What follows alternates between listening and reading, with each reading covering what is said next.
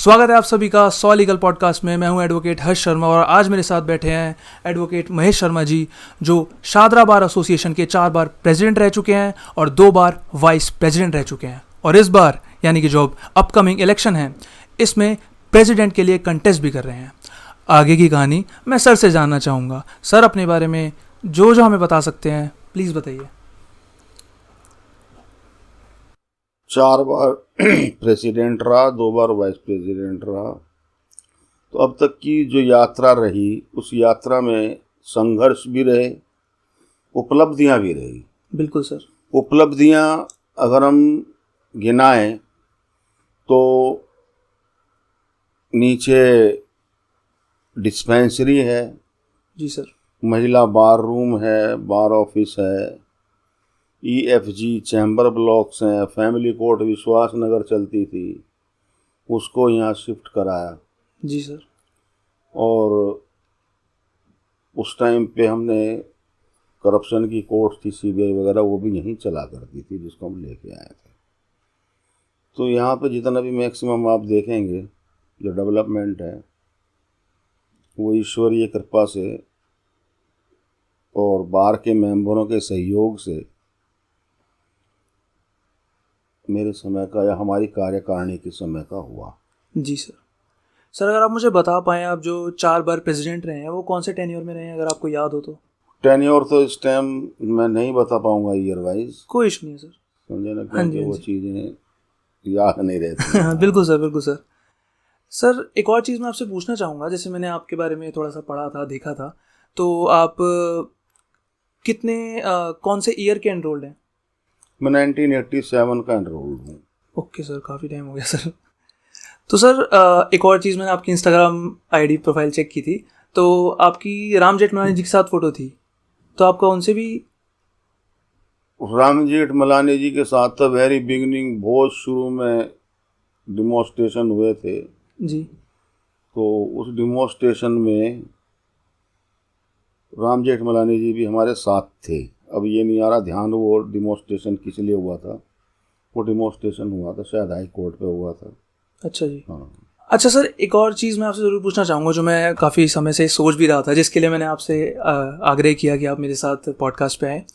अभी हाल फिलहाल में आपको क्या लगता है कि हमारे कगडुमा कोर्ट में, शादरा बार एसोसिएशन में, क्या क्या प्रॉब्लम्स है जिनको ठीक करना बहुत ज़रूरी है? देखो, जीवन में ना जी सर। रोज समय चलता है और डेली जो है रूटीन में हमें आवश्यकताएं पड़ती हैं।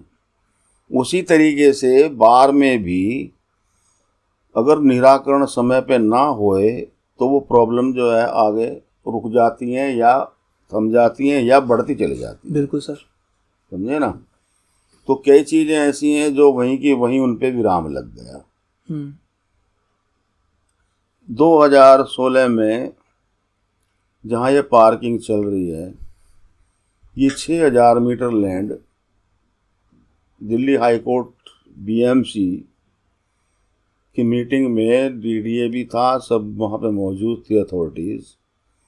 तो ये ब्लॉक कराई थी चैम्बर ब्लॉक के लिए और 4500 मीटर ब्लॉक कराई थी हेगड़ेवार हॉस्पिटल के पास चैम्बर, उसके लिए कोर्ट बिल्डिंग के लिए, क्योंकि नहीं चाहते थे कि भी जमुना पहाड़ में फर्दर कोई और कोर्ट एग्जिस्टेंस में आए और हम आपस में बटें। तो 80 कोर्ट रूम की व्यवस्था उसमें 4500 मीटर में हो जाती। ज़्यादा कि वहाँ काम शुरू हो गया है, सुनने में आया 44 कोर्ट बन रही हैं।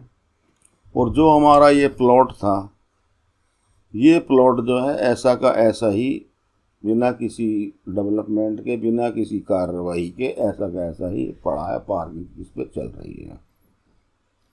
उसका अभी फ़िलहाल कार्रवाई होनी बहुत ज़रूरी है उस पर।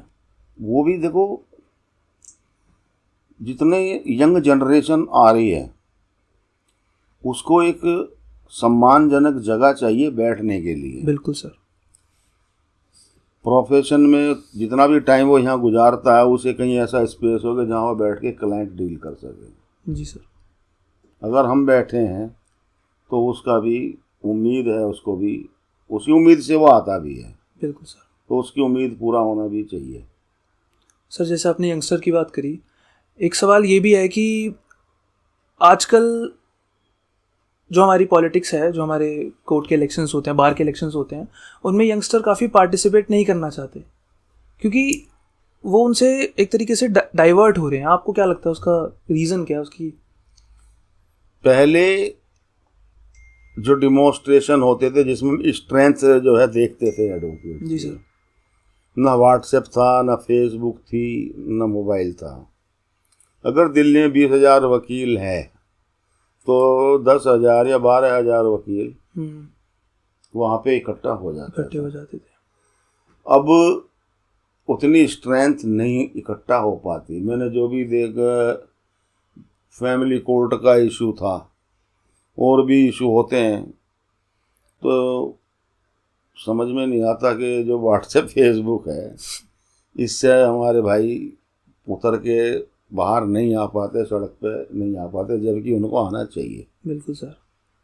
मतलब अब वो एक तरीके से व्हाट्सएप फेसबुक तक ही सीमित रह गए हैं कि भाई वहीं पे सपोर्ट दिखाओ। सोशल मीडिया आ गया ना, तो इसने हमें जो है ना थोड़ा सा वो बना दिया, लेजी बांध दिया है। हाँ, बांध दिया है।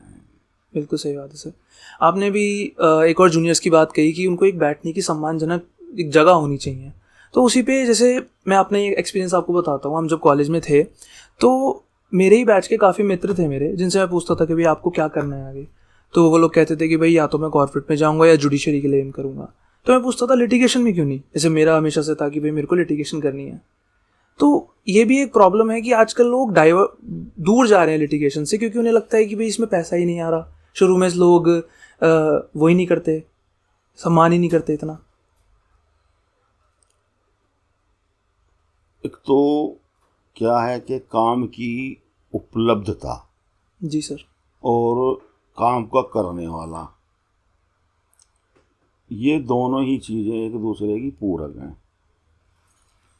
जो काम है काम के लिए 2016 में ही यहाँ पे 20 लाख का जुरिडिक्शन होता था डिस्ट्रिक्ट कोर्ट। हाँ जी सर। उसको 2 करोड़ कराने के लिए एक स्ट्रगल की, संघर्ष किया, आंदोलन किया, हड़ताल करी, वो 2 करोड़ आ गया। मगर अब ये लगता है कि वो 2 करोड़ से कुछ भला होने वाला नहीं है, क्योंकि तादाद बढ़ती जा रही है। उस हिसाब से यहाँ पे काम कम हो रहा है। अब जो हमारे बराबर में ही है, क्या नाम है, यूपी जी या अदर स्टेट हैं, वहाँ अनलिमिटेड है हाँ जी जुरिडिक्शन। तो जब ये हाई कोर्ट बनी थी तो टाइम बीइंग किया गया था वो कि इस पर्टिकुलर पीरियड के लिए रहेगा। टाइम बीइंग वाले के काम नहीं था उस टाइम पे तो। हाँ जी। अब वो क्या है कि वो वहाँ पे परमानेंट अटक के बैठ गया, समझे साहब। तो दिक्कत ये है कि उसके लिए भी प्रयास होना चाहिए और करना भी चाहिए। बिल्कुल सर। तो सर जितना मैं गैदर कर पाया हूँ आपके उससे कि भाई हमारे बार में और हमारे ककड़ुआ में, शादरा बार एसोसिएशन में प्रॉब्लम्स आती भी रहती हैं, और कुछ चीज़ें हैं जो अभी भी रुकी हुई हैं जिन पे काम होना ज़रूरी है। तो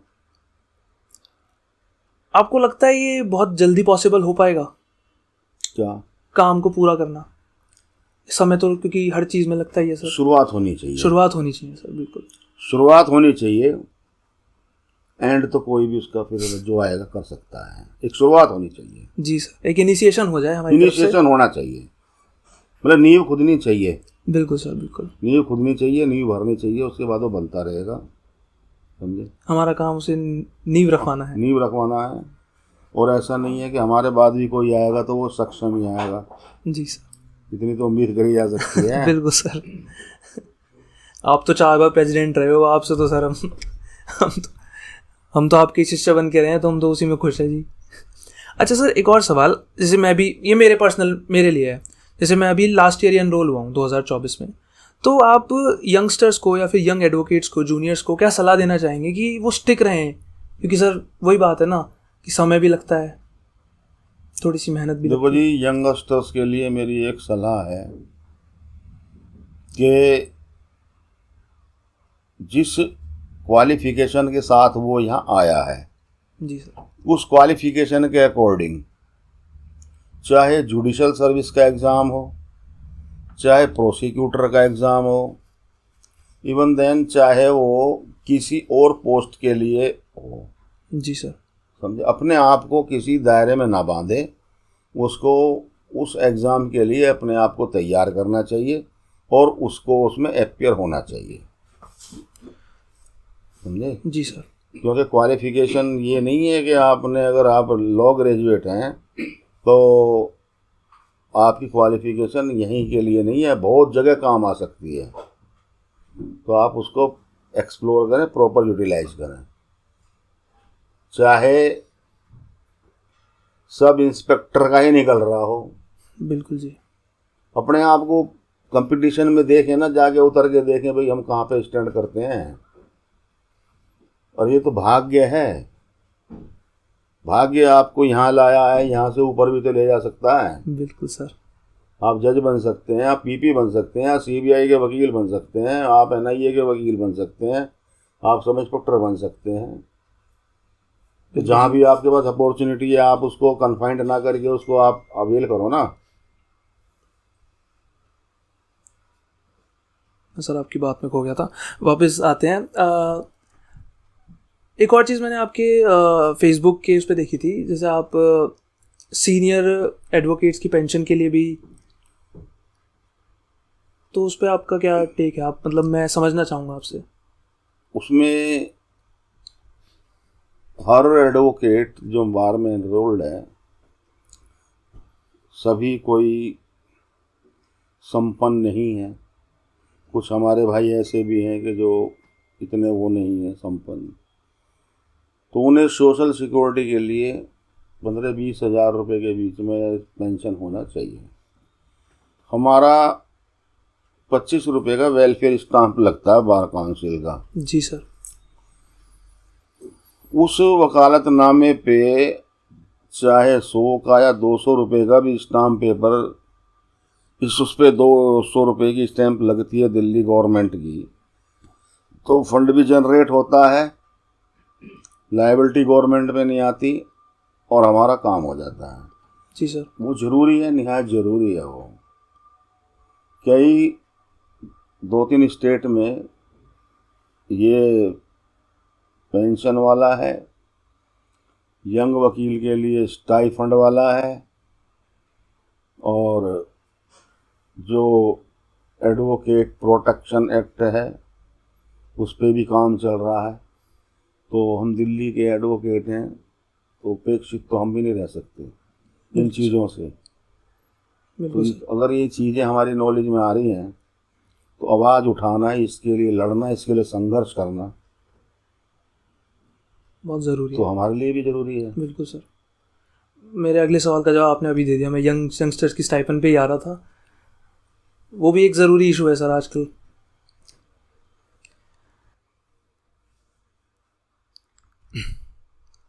तो सर मैं आपसे एक रिक्वेस्ट करना चाहूँगा कि जो मेरे कहते हैं ना कि बहुत नॉमिनल सवाल थे, उनके जवाब आपने बहुत ही अच्छी तरीके से दे दिए, बट अब आप एक बार अगर कहें लोगों से कि वो वोट देने ज़रूर आएँ, क्योंकि जैसा मैंने कहा कि आजकल यंगस्टर्स भी हो गए या और भी वकील हो गए, वो पॉलिटिक्स में थोड़ा दूर भागते हैं।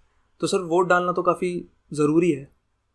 वोट डालना ज़रूरी है, सही रिप्रेजेंटेटिव को वोट डालना ज़रूरी है। उसको वोट डालने से पहले 10-20 आदमी से ये इंक्वायरी भी कर सकता है कि भाई मेरी राइट चॉइस क्या हो गई। बिल्कुल सर, समझे ना, बजाय इसके कि वो किसी लोभ में, लालच में या किसी कहने में आके वोट दे।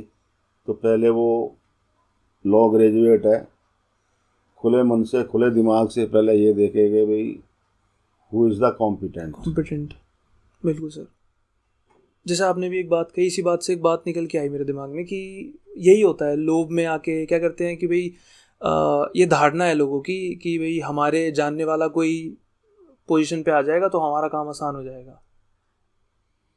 काम आसान हो काम कराने वाले के अंदर काबिलियत तो होनी चाहिए। वो बन भी गया तो काबिलियत अगर नहीं है तो आसान कहाँ से हो जाएगा, वो तो मुश्किल हो जाएगा। ये बात भी है सर, ये नहीं बिल्कुल समझे? सही बात है सर।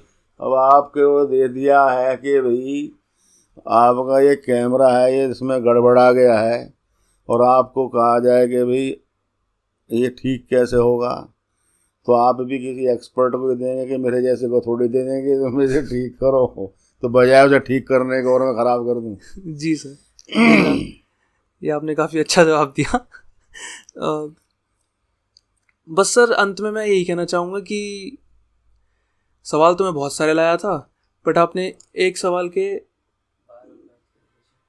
वो वैव जी आप पूछ लो, आप आ जाओ, आप पूछ। एक ही बात है। सर आखिरी सवाल और पूछूंगा हाँ आपसे। बिल्कुल। आजकल सर बार और बेंच के रिलेशन काफ़ी डगमगा से रहे हैं, मतलब पहले वही एडवोकेट्स का रुतबा हुआ करता था, उस पर आपकी क्या राय रही, क्या कहना है आपका उस पर? ये अपनी अपनी काम करने की वर्किंग स्टाइल है। अच्छा जी। ये अपने अपने काम जी। करने की वर्किंग स्टाइल है, और उस स्टाइल में उसके अंदर एक नहीं, उसके अंदर कई चीज़ें इन्वॉल्व होती हैं। सर जैसे सर? आपके अंदर डेडिकेशन, जी सर। डिवोशन, हाँ जी, हाँ जी। वो दोनों होनी चाहिए। किसके लिए? प्रोफेशन के लिए, अपनी बार के लिए। अब तुम ईमानदारी के साथ किसी के सामने पेश आओगे हाँ तो जी, आपके किरदार को मलिन नहीं करा जाएगा। बिल्कुल सही बात है सर। समझे ना? अगर तुम इलविल से जाओगे या दिमाग में कोई लोभ लालच लेके जाओगे, तो कैसे इज्जत होगी? अगर आप ही कुछ ऐसा सोच के आते हैं तो आपके मन में जो बात है वो पहले मेरे मन में आ जाएगी। बिल्कुल सही बात है। समझे ना? हाँ जी, तो हर गुजरा हुआ अतीत, चाहे आपका है चाहे मेरा है, जो मेरा पास्ट गुजरा है वो मेरा भविष्य डिसाइड करता है। क्योंकि जो मेरा पास्ट गुजरा है ना वो लोगों के सामने है। जी सर। जो मैं बोल रहा हूँ, इतना सारा बोल रहा हूँ कि मैंने ये वो बेकार है, क्योंकि मेरा बोलना वो बेकार है। उसको सर्टिफाइड करेंगे बार मेंबर्स कि उनका, मैंने जो कहा है हाँ जी, हाँ जी, कि वो कितना सही है कितना गलत है।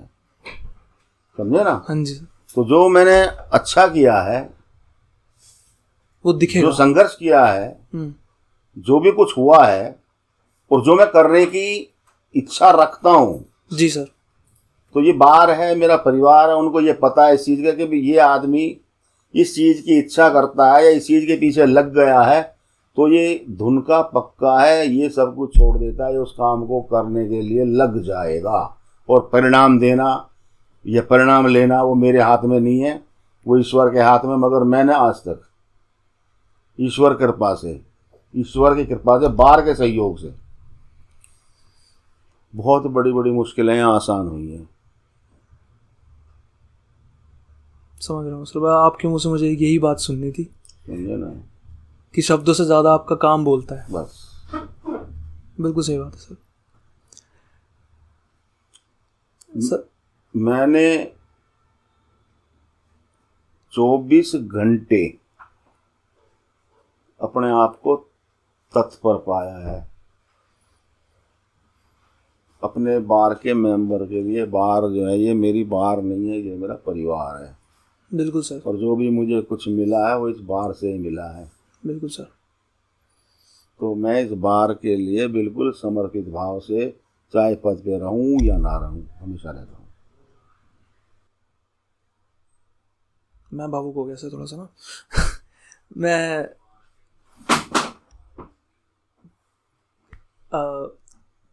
सर बस इसी नोट पे यहाँ पे एंड करना चाहूँगा, और आखिरी में यही कहना चाहूँगा, जैसे सर ने बोला कि आप लोग पढ़े लिखे एडवोकेट्स हैं, आप लोग पढ़ के आए हो, आपको पता है कि आपके लिए सही प्रत्याशी कौन है, किसको आपको वोट देना चाहिए। काम बोलता है, काम से काम से ही इंसान की पहचान होती है। हम यहाँ पे पॉडकास्ट कर रहे हैं, कौन याद रखेगा? कोई याद नहीं रखेगा, आदमी का काम याद रखेगा, जैसे कि हमारे सर ने बोला।